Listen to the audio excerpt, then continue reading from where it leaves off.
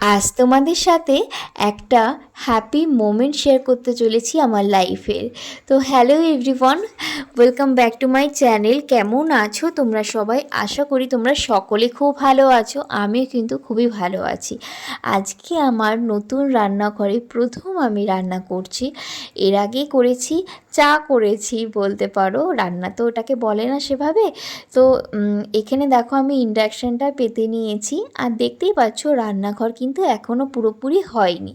ওই আমার সুবিধার্থে ওটা পেতেছি যাতে মাঝে মাঝে একটু চা করে খেতে পারি। আসলে আমি আর তুতাই দুজনেই চা খেতে খুবই ভালোবাসি।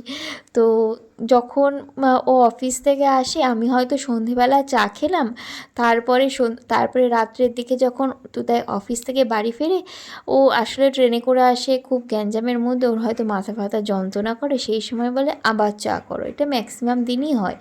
তো সেই কারণে আরও এই ইন্ডাকশানটা পেতে নেওয়া, যে যাতে চাটা করতে পারি সুবিধা হয়, সেই কারণে। আর নতুন রান্নাঘরে এই হলো প্রথম রান্না করছি। আর যেটা রান্না করছি সেটা হলো কলার বড়া। ব্যাটার তৈরি করে নিয়েছি আর প্রথম ব্যাচ বসিয়েও দিয়েছি। আশা করি মোটামুটি তোমরা সকলেই কলার বড়ার রেসিপি জানো, তাই আর আমি শেয়ার করলাম না।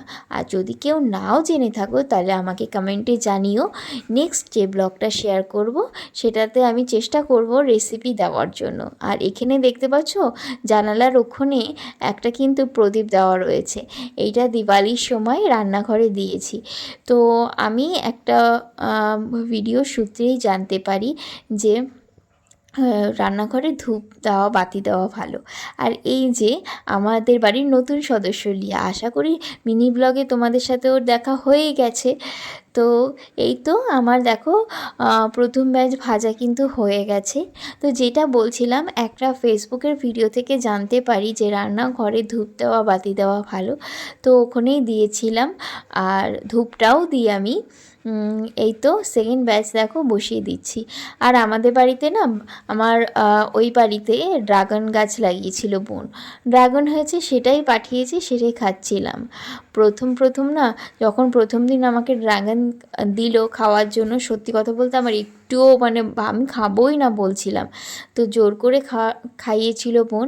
এখন বেশ আমার ভালোই লাগে।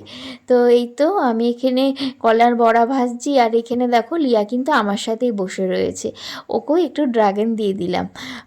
তো রাত হয়ে গেছে, তো তাই আর বেশি দিলাম না।